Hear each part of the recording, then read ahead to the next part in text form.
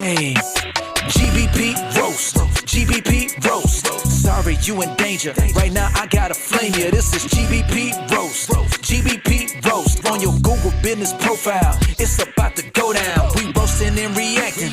We ain't come to play. 20 years in SEO. JP, Lambo, and Dre, bringing facts and guests. Oh yeah, we bring the dopeness. Welcome to the show. Hope your profile don't get roasted.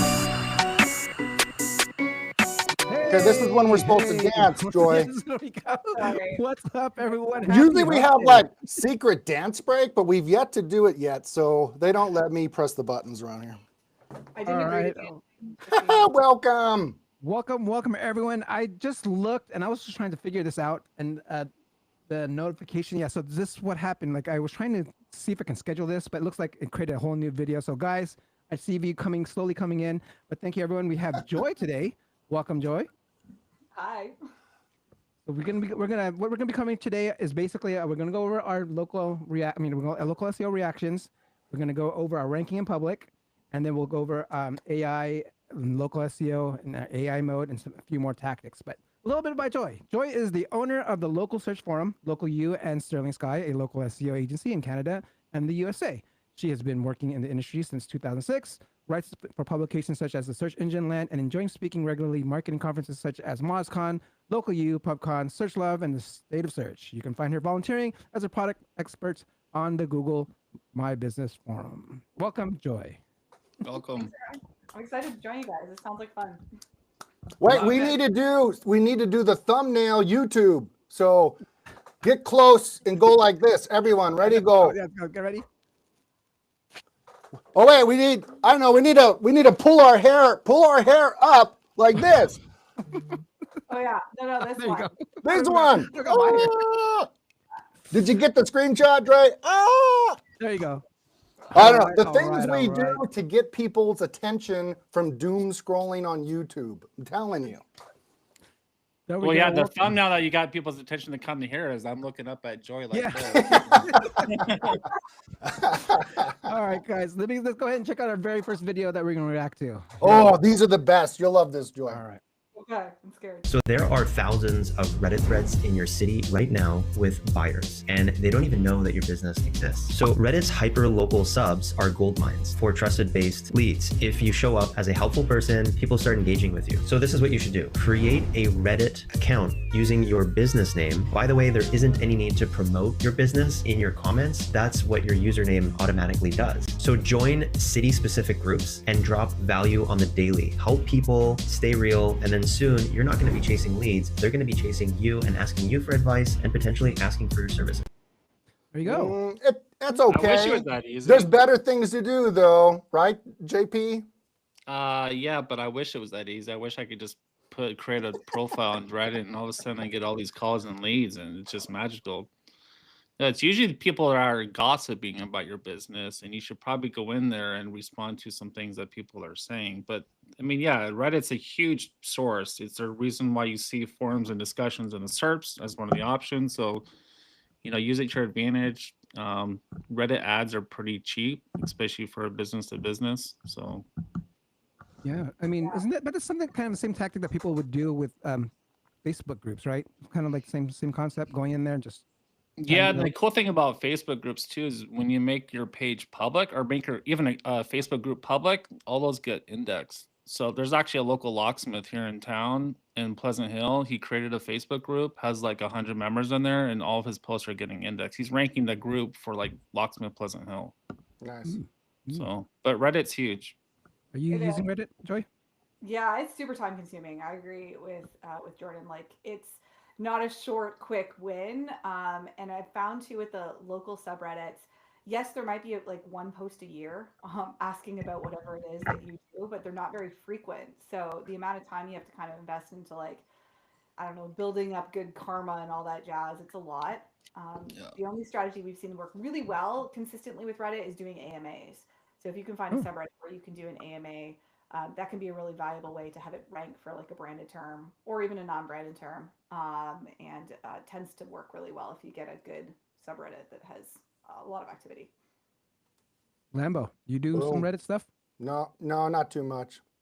All right. No one's got time for that. Come on, seriously. We just focus on the maps. But I do have a Reddit account generator. I got some seasoned ones. I got like 10 seasoned accounts that would all that karma. So, all right, guys, let's go. So if you don't know, when someone searches for your business's name, it is huge. And the more brand name searches you get, the higher you are going to rank for every search on Google Maps. So here's what you do. You create a door hanger for your local business, and then you either have somebody hand them out or have your employees hand them out. Then on the door hanger, you make a QR code that's the primary focus of the door hanger. But that QR code doesn't go to your website. No. That QR code goes to a Google search for your business name. Boom! Now you have a ton of brand name searches for your business name. Make sure your QR code provider doesn't He was so close. He was so close. Make sure your QR code provider doesn't expire too. I've seen that where someone printed like 10,000 postcards and the software like went away. They lost the link. So this is what you guys want to do. Go to your GMB, GBP, BYOB, whatever we call it nowadays. Right click in the blank space. We'll show you, and you can actually get the QR code that's already pre-made from Google. Use that.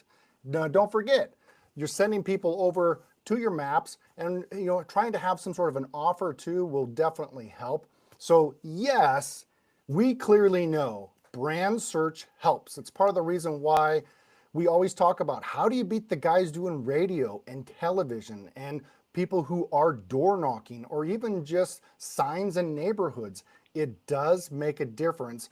And that's why Google really scrutinizes. If they see a really super low brand search, but then a lot of other, manipulated signals, doesn't really stick that well on the SERP. Joy, do you use QR codes? Yeah, so we haven't really done this, to be honest, but I've heard that it works. So actually, funny enough, a business talked about this on Reddit, saying that they sent out mailers, very similar to what this guy was talking about, but they send out mailers with a QR code, literally doing that same thing. I know you can also do ads. It's not something I've tried, but I have no doubt that it would work. One of my favorite things to do, quick little Lambo tip, would be when you go service a neighborhood, have a special flyer that says something like, I took care of your neighbor, I can take care of you too, and then some sort of a discount.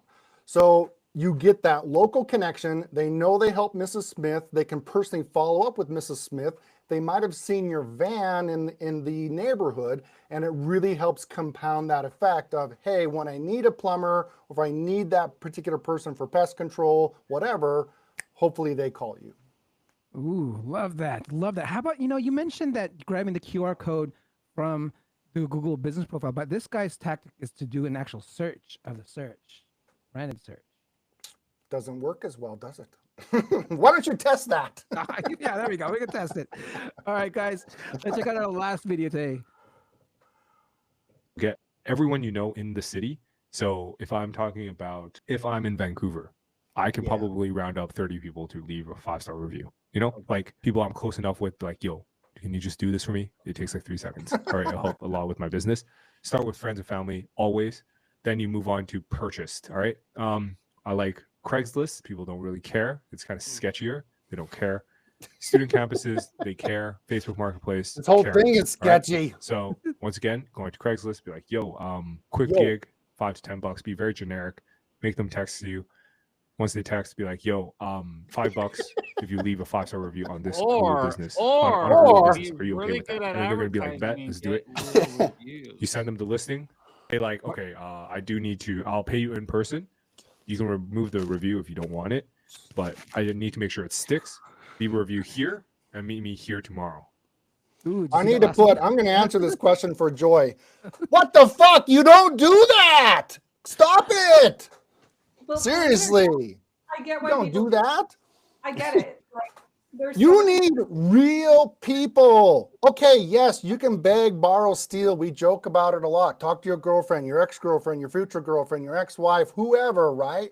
But You need someone who's in market. They're searching your brand. They're interacting with your competitors. They've gone and done directions, and they've gone to the site. They've gone places, because that will be much more valuable than, hey, let me give, how does it start again? And he says, yo, let me give you $5. Leave me a review. Come on. But he's also asking them to meet them at the location, and then he'll pay them there, just so he get that person. Yeah, because that's not sketchy.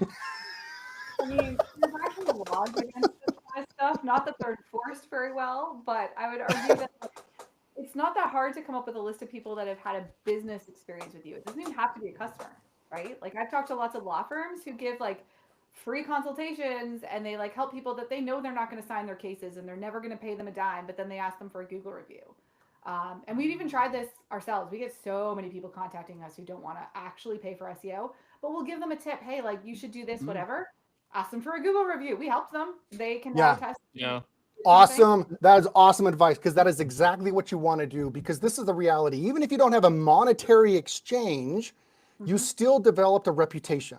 And then you just simply ask them. You can still text them, send them over to your GB, whatever, and just say, hey, say whatever you want. And then usually they're very, truthful. Hey, I didn't buy anything from Joy, but man, they were so helpful with, fixing my GBP. Great. That's exactly what you want to hear.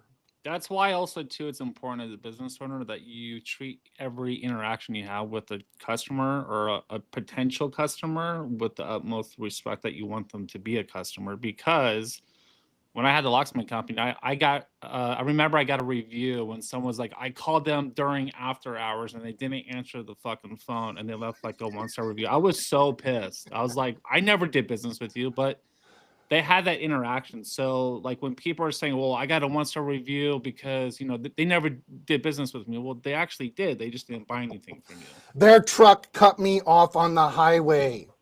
So Well, many. Yeah. I'll tell you this, it's not that easy, because I even asked you guys, you guys work with me for the reviews, and you guys have not left me a 5-star review. So it's not that easy even asking people that hacks actually work with me. So You asked Yeah, me, well- I'll give you a review, Dre. Just there send you go. it. See? I left it. It was just a little late. Oh no. I was talking. That was for our test. But no, I'm talking about for the one for my Well, I don't care about your agency. Right? Listen, Ah. you were drinking, you were having a good time, you texted me in my DM Friday night. I'm not going to just hook up with you and leave you a review on a Friday night, okay? It's going to be regular business hours. I need to interact with your brand. I need to do a search. All right. Speaking of reviews, our test for this past week was to leave a 1-star or get a 1-star 5-star review, and the results are amazing. We can just check this out. So just check this out. Let me share my screen of just how it turned out. So this is the Daintless Pent Repair. Yeah. What was their city, their market area? It was Concord, California. So check this out. So last week we were at about we were able to bump it up to 4.6. Again, all we did was citations, and then we tested the questions. Q&A. The Q&A. It went up but went back down. So it didn't stick. And then this week signal dropped a little bit. And this week we just did one 5-star review, and we pretty much got an average of 3.4 now. It's 3.4 from 4.6. Yeah, good stuff. So for this week's tactic, Joy, we want to ask you, what should we do for this test Google Business Profile to see what we can move the needle? Yeah, so I have a question. How many reviews did you have on the listing before and after? Do you know what number you were at? 0. We had 0. From 0 to 1? Yeah, 0 to 1. This is 0 to 1. That's funny. I was going to say, because we tested recently to find out if there was a boost at 10. There does seem to be a small boost that you get at 10 reviews that we didn't produce, again, going from 10 to 11. Like we tried split testing like a whole bunch of businesses that had 9 reviews versus ones that had 10, and we just left 1 review in all of them. The ones that went from 9 to 10 seem to have a boost. So that is the only increment I've seen that on personally, but there may be others. I don't know. I haven't tested every single number that's out there. What have you guys done so far as like the website's concerned, or is there a website? Haven't done much. He's ranking pretty well for already. So Okay. Yeah. I mean, the website is like my go-to because that is where we do the majority of our work for clients. I'm not, we do a bit of link building. Link building, I think, is really good if you've got a solid foundation on the website side. But I mean, my So thing would be I create a website. so what's on Um, the web? Yeah, what would you recommend on the website then? Yeah, so the biggest thing that you want on the website, obviously, like main primary keyword in the title, and it should match the H1. The fact that they match will help control like what Google actually shows in the search results, because if they don't match, sometimes Google takes the H1, sometimes they take the title. We've seen really good results for optimizing for best queries by just literally saying best. Sounds really stupid. Same thing for near me, putting near you on the page, literally really stupid, North. but organic rankings, not map. So you probably won't see a lift here from that, but Mhm. if you're tracking organic, that helps. And then adding case studies. So like, I don't know if this is a real business, but you have to It's a make real, up. well, it's somewhat of a real business, but Okay. yeah, it Having is a like real business. job information, like, hey, we did this job. This is what we did. This is what it cost. This is how long it took. We have done that with clients. Like that's all we added to the page, and we see ranking lifts. So And really, on like a link off of the home or anywhere, just making the case study pages basically accumulate. yeah, you want to either do it on the home if you're linking to the homepage from your GBP, then on the Yeah. homepage. If you're linking to a different page, put it on that page. Or as long as the page you put it on is linked to from the homepage, you're fine there too. But yeah, like it's just one of the easiest ways I've found to control rankings. So if it doesn't take too much to put up a website, I would do it. Love So it. Dre, Yep. I would put it into like I would add an H2 based on what you have right now. What I would As do is because right now you just have repair, and for the main one that we're testing is removal. okay. So I would add another H2 that says, paintless dent removal. You can even mention the city if you want to. Okay. Have a little paragraph blurb underneath that, and then you can link that out to like an internal page. Okay. Yeah, I'll and if do you don't that. know what to do for the content part, Steve Toth has a really amazing custom GBT that he created called Entity Optimizer. I don't know if you Google that, if it'll get you the link, but Steve Toth's newsletter sent it out, and it's phenomenal for just giving you all the stuff that you need to mention, right? For that, All whatever. right. Check out Steve's GBT. Is it Steve GPT? Toth. Yeah. Yeah. Notebook, right? It's a notebook. All right, guys. So let's get into our topic for today, and we want to talk about AI and local SEO. So, Jordan, you want to go ahead and get started here? Yeah, I think because so we've been talking about this on the show quite a bit. AI mode. I was an early adopter, but now Google officially launched it everywhere. So pretty much every Google user is going to have access to it. So I think it's important that anytime something like this comes out, there's always a freak out moment. There's always like, well, some brand new AI came out. How do we rank on there? Even though it's only literally 5 hours old, right? But just from the patterns that we see with most AIs, even ones like Perplexity, now AI mode, SEO is still very much the same. Most of the results are being shown because you have good rankings and good marketing as well. So you'll see different tabs. You can type in any query you want. You'll see a different tab. It'll say all maps images, and then to the left of that it'll say AI mode. It's important that type in some of your keywords that you're trying to rank for and take a look at what the results that you're getting. You can even ask Google, hey, how did you get these results? And it'll tell you things like, they have a 5-star rating. They've been in business for 30 years. So like those are types of things that if Google is pulling that from somewhere, then you should probably have some of those things on your website, on your business profile.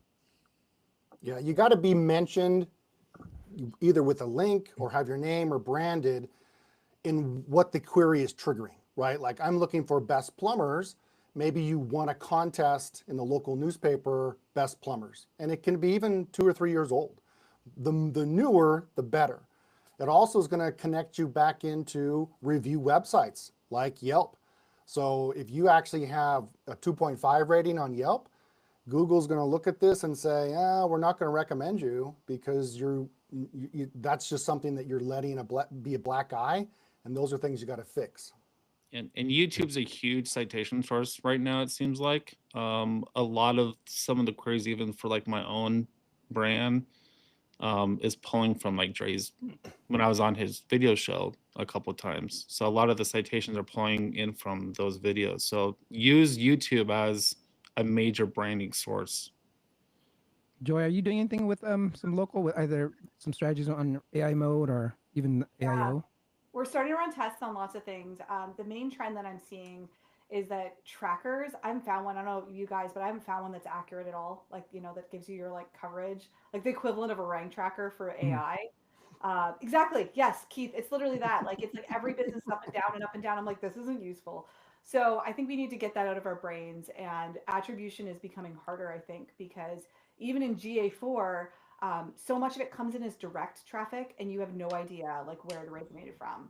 So we personally have been like old school asking everybody like, where'd you hear about us? And we are getting a lot of leads lately that are saying chat GBT. Like if I look at our chat GBT leads over the last 6 months, it goes from nothing to like 2 to like 4 to like, and it just keeps like doubling. But the numbers are still small compared to Google. So we've got a while. I think the key point is the conversion rate on them is really intriguing. It's like double that of like Google or YouTube. So the closing rate on them, they seem to be a lot more qualified leads because they've done all these like chats and they're like, well, I need a SEO company that specializes in this, but I'm at this business and I need this type of thing. So it could certainly really indicate that they really treat the AI tool as the answer machine, like the wizard, like, hey, do not doubt GBT. It said, call these guys. Yeah. Yep.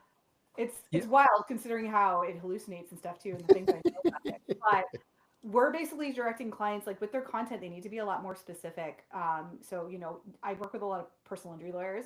So instead of having a page about car accidents, you need a page talking about like what happens if you get in a car accident and you have a finger injury or a burn on your neck and you're with State Farm insurance for your insurance provider, or like Allstate insurance, like really specific answers to questions. And we're finding that type of content, I think is gonna, and as I think, like we're not really able to tell yet, but I think that's where it's headed, to come up with answers. Yeah, I wanna share my screen real quick. This is kind of another interesting thing that's going to be happening for everywhere. Yeah.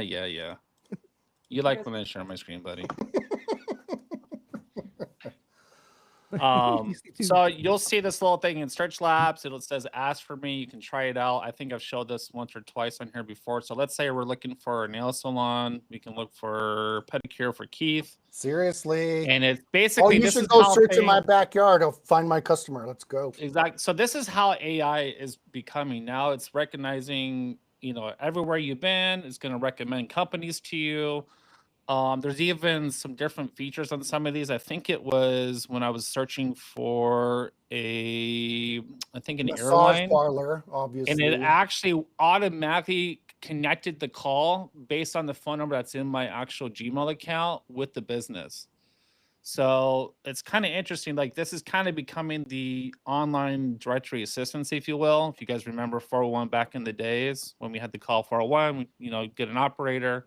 So this is kind of where AI is heading, you know. So keep that in mind, that when, you know, Google's using these AIs, it's really also going to be coming into, you know, user agent stuff, user history. So it's going to be recommending more companies to you based on, you know, places you've been, you know, in your overall buying history. So this is right next to your favorite massage parlor. So it's right. Perfect. Massage and lube, rock and roll. Let's do it.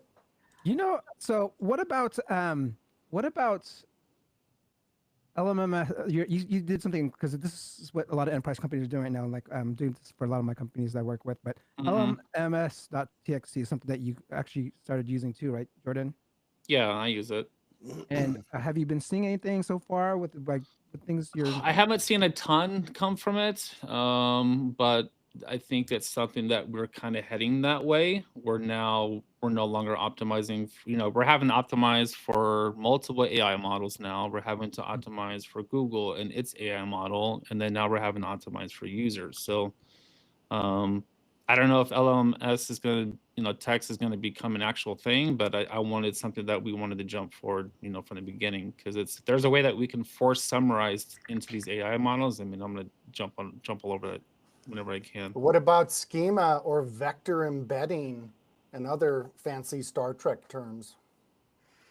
That's Jordan's favorite. But when it comes to markdown code, Google actually has mentioned this, like, oh yeah, the LMMS.txt and markdown codes, you don't need to use those. But those are things that when they say no matter, that people should test and try themselves. It's like, I feel like they're starting to crawl more pages when they went markdown codes. So like, I believe when you do the LMMS.txt, right, you're linking to a markdown version of a. You are, so you'll usually link out to the URL where that little summary will actually be on. Got it. All right. So when it comes to, well, for me at least, when it comes to AI, I've been seeing, like with what Jordan, you were mentioning about YouTube as a property.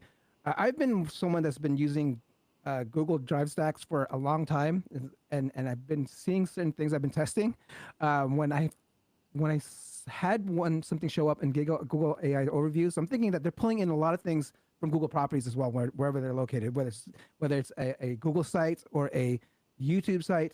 I was able to have a client pop up for a search, like I didn't know it did that. I was like, wait a minute, what happened? So I created a Google site with optimized for a certain keyword, and then I actually published it.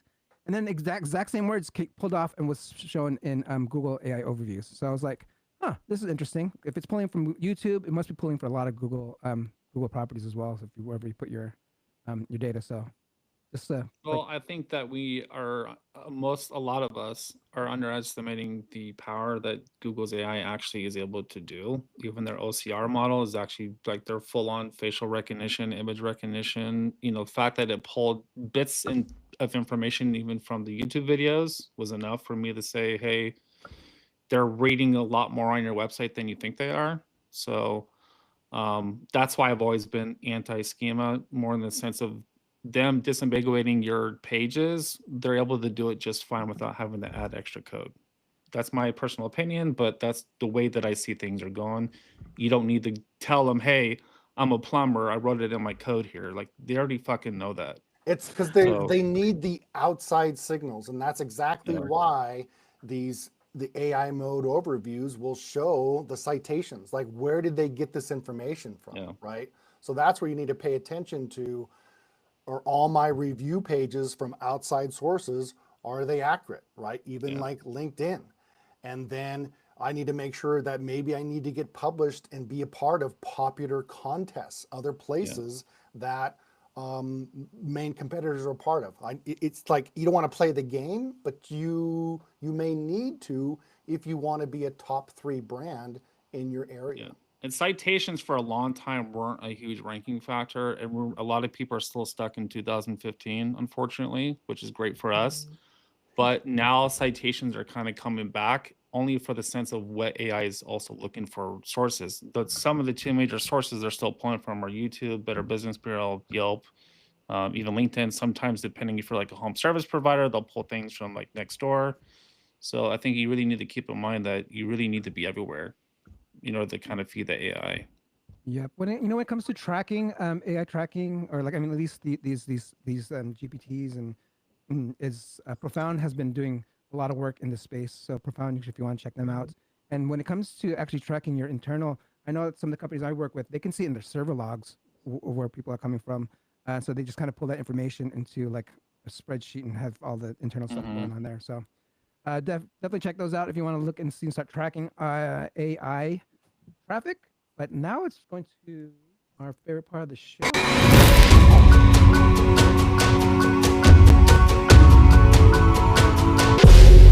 All right, it's time to get roasty toasty. Who wants to pull up our GBP for today? Magic Keith, Magic Mike, Magic Lambo. Doody. We need some pull up the music kind of stuff. Okay, I can't play your intro because Pull up music. Pull up, not pull out. Pull up. I said pull up. The Jolly Law Firm, rock and roll. Oh man, that should be fun.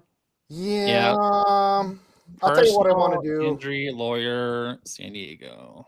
Always a fun one. Let's start over here. Okay. Holy cow. You know, what are some of the things I talk about from a CRO point of view is you got a moving object and then there's no volume button here. You're like, okay, so you're just going to talk and distract me. And there's lots of high contrast. Do you want me to fill this out? You got a red marker. This is good to have this trust here, but my gosh, I would not be surprised if people just want to like immediately scroll down, right? It's interesting too that they have the peer reviews first.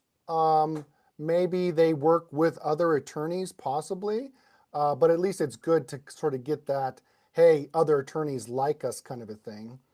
General information, the colors, you know, you're probably thinking there, Keith, did you zoom in on this? No, this is the actual 100% rendering.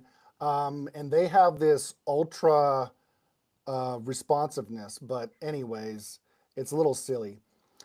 Where I really, and this is probably going to give Miss Joy a hemorrhage, but this is the on page here. Oh, bejeezers.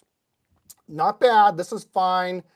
Personal injury lawyer, San Diego. If you search that, they're not even in the top 100. That's a big wah-wah, sad. It's okay to have your branding. Don't forget, this is your branding right there. So if you want to put in maybe a secondary keyword, you can. Not a big fan of this description. You probably are aware that one thing I love to do is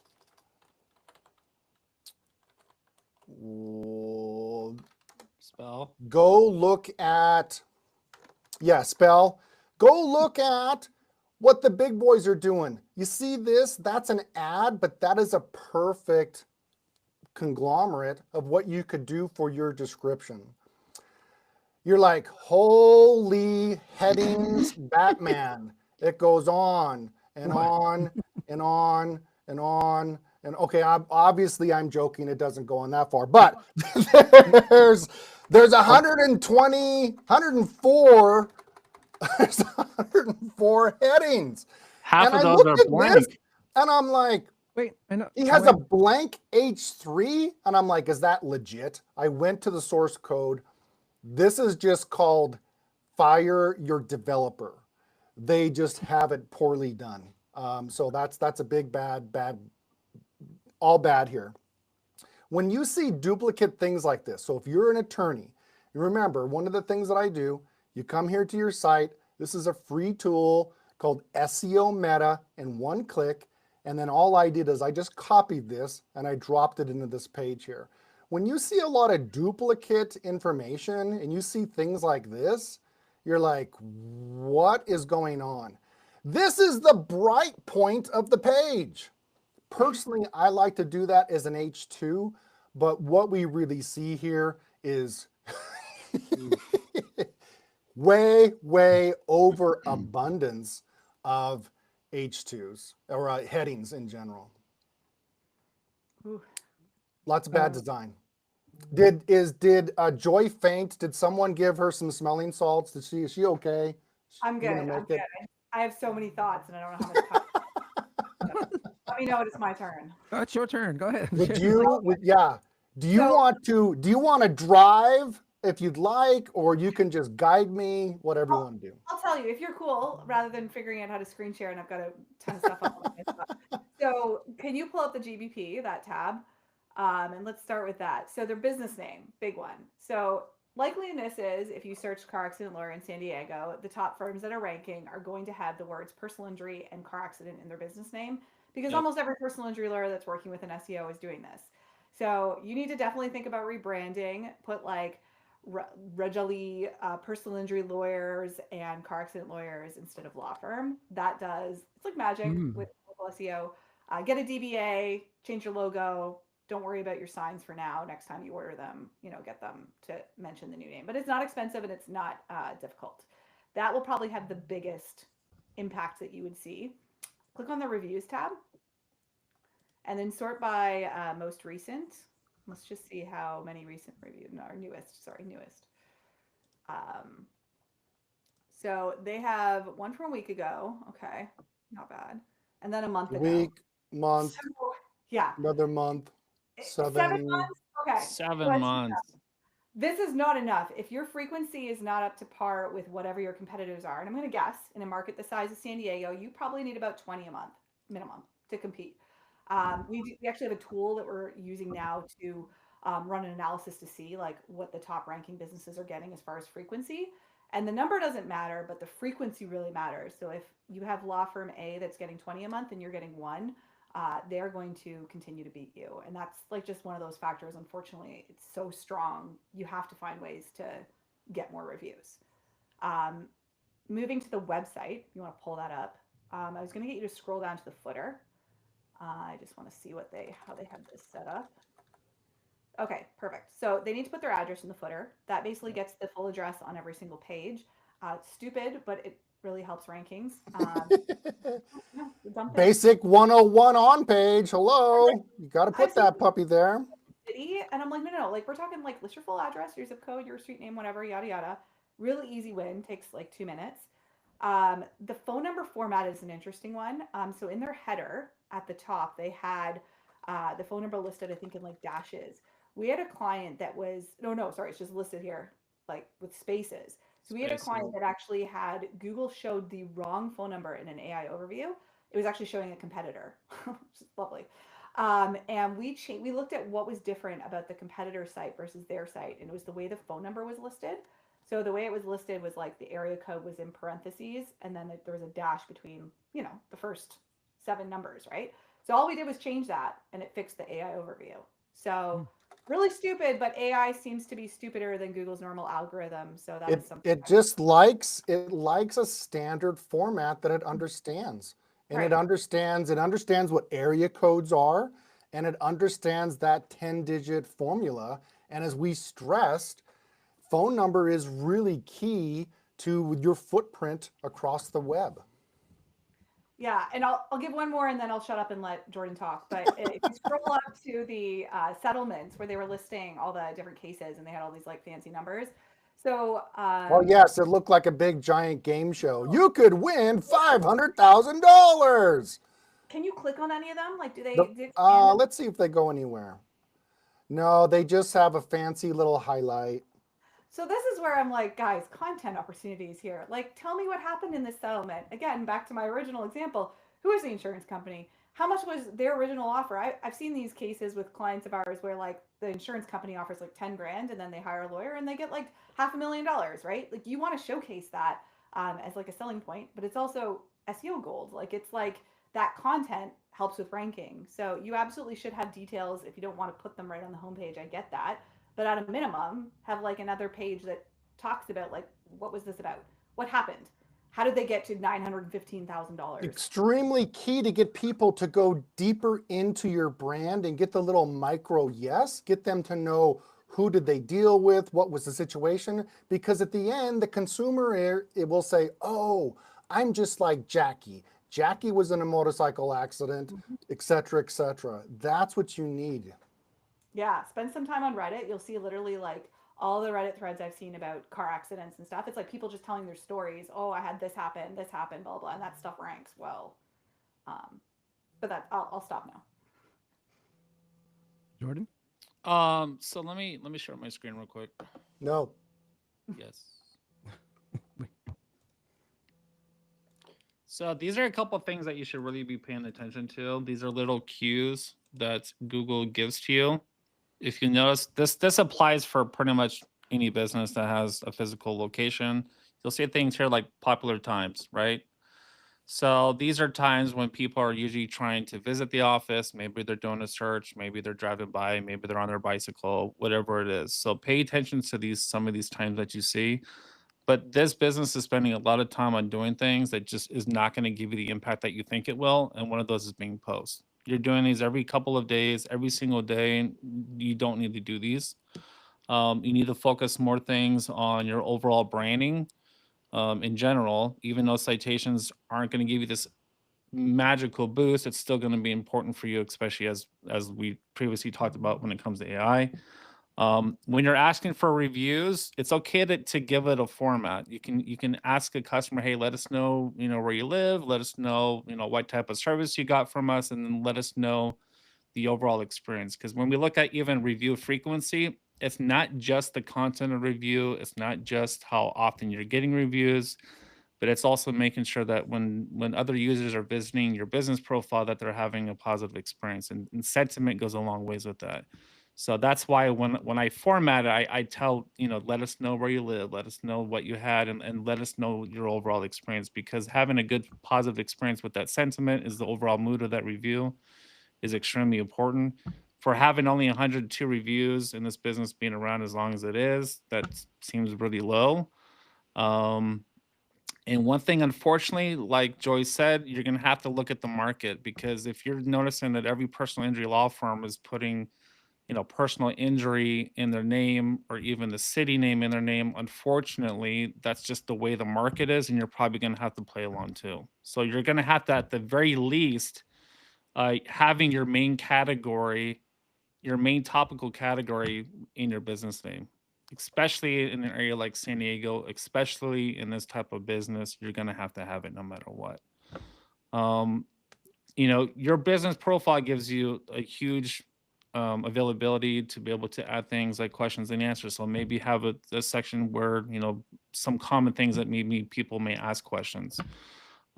Some of them, even though in this category, I noticed that some of them, the questions and answers aren't even showing for some reason. I don't know if it's something that they're not going to be using moving forward, but whatever you have in your business profile, use all those features minus post. There are things that you can do, because this business is pretty far away from, we look at everything from the main centroid. So the centroid is basically the center of the city. There's two major points of relevance. One is going to be within the business name, and then how far you actually are located from downtown San Diego. So there's reasons why you'll see in a lot of markets, if your business is way over here, maybe you do have something that's, ABC law firm, San Diego, because the relevance of San Diego is one of the biggest things in your business name. So those two major points, because technically this firm, it may look like it's close to San Diego, they are still pretty far away from downtown. Most of the results are going to be downtown. So there's going to be two major things that you're going to have to do. You're going to be fighting against multiple people using those, having that topical name in their business name and getting that visibility that you need. Knowing that I actually used to live in San Diego, this is a really major highway. There's a lot of billboards for personal injury lawyers along the Highway 5, even along the 15. So when that happens, you're going to see, like, a lot of times, these are busy freeways. You get in a car accident, you see a giant billboard, now you're getting those brand searches. I'm not saying you need to go out and do billboard advertising, but there's reasons why, unfortunately, you're just not going to even get the results that you think you're going to get. It doesn't matter how good your SEO is, you're just not going to get it unless you do a couple things, adding things in the business name, sending traffic to your business profile, whether that be through QR codes, paid advertising, however you can get people to get to your profile to engage with it. That's what's going to help you. Note to self: place billboards near dangerous intersections. Thank you. Got it. All right. We are at time, guys. Thank you so much, Joy. Everyone's giving a round of applause for coming Good by. points, Jordan.